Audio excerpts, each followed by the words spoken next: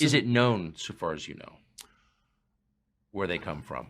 There are reasonably confident theories. However, I have not seen all the data, and I don't always, trust everything certain interview subjects espouse, because I might have like an intellectual or data analytical kind of difference in an opinion. So, but I do encourage the president, and through this act, make all data as it relates to origin, transparent to the American people. Well, that's, I mean, if you can't even say it now, mm-hmm. and I want to get into that, like why the secrecy actually? Well, that's the problem, is it's actually hindering national security by keeping it so tight, because you don't have broad industrial base and broad academic study. So just like nuclear physics, you can go and get a PhD in it. You can read about it. You can study it. How you build nuclear weapons, that's classified, and that's fine. I just want this subject to basically be horizontally protected like nuclear secrets, like true nuclear secrets, where the broad study of which should be open to the public, and anything that is really dangerous to release because of weaponization or something, keep that classified, but 95% should be open to study throughout the world. Well, especially since it sounds pretty clear that the U.S. government's been in contact with whatever these are. You wouldn't confirm or deny that in your congressional testimony. It seems very clear to me. And I won't ask you because you already haven't answered, but that's being done in the name of the U.S. taxpayer, of citizens, of voters.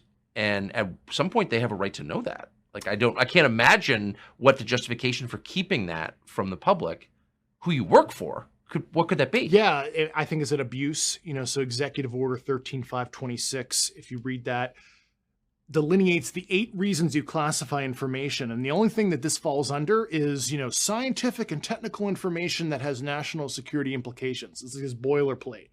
And it's really just an abuse at this point, and we're overclassifying things out of fear of the socioeconomic, theological, and counterintelligence implications, because I remember talking to a former director of a 3-letter agency that we happen to know personally, and we met with, and that former director's biggest issue was the counterintelligence implications. We can't let Russia and China figure this. Okay, I get that.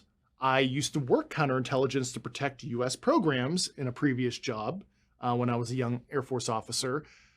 But there's got to be a middle ground, and not, oh, well, we don't know what to do, so we're just going to keep everything unacknowledged. It's ridiculous. But it also suggests that there's more going on here. I mean, in your own life or my life, the life of any person, the things that you hide, the things you try to keep secret the most assiduously are the things you're most embarrassed about. That is true. So there was a recent administration that had an informal off-site meeting, and I talked to multiple individuals that were in this in-person meeting with, we'll just say, National Security Council staff of this former administration.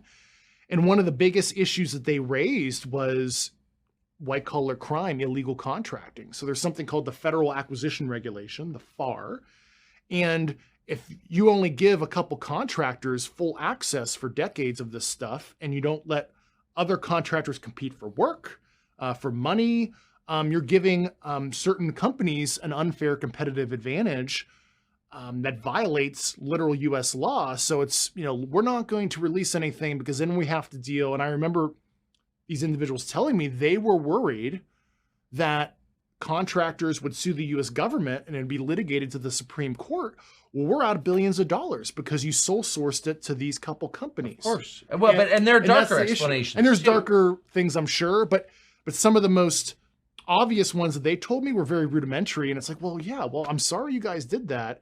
And let's be clear, I'm not here to admonish the entire U.S. government. I mean, I know a lot of good people. I would have to think I was a good person, a good, intelligence officer. Well, I'm the son of a federal employee. You don't need to convince me. I know. So I'm not here to overly admonish everybody. I think there needs to be, call it a truth and reconciliation process. We're not here to shackle people. We're not here to get people necessarily in trouble unless they did something grossly illegal and immoral and unethical. And I suspect, based on people I talk to, there is going to be limited situations where people are going to be found culpable in that. But I'm here, it's time to reconcile this. We need to heal from this. We need to disclose the basics, the fact that we're not alone. We've recovered material and we've recovered the occupants. And beyond that, the president can decide what should be disclosed. It's above my pay grade, but the basics should be acknowledged. And I think it's a more ontologically shocking, but also uniting thing in an era of divisiveness. I think we need this. I agree with that.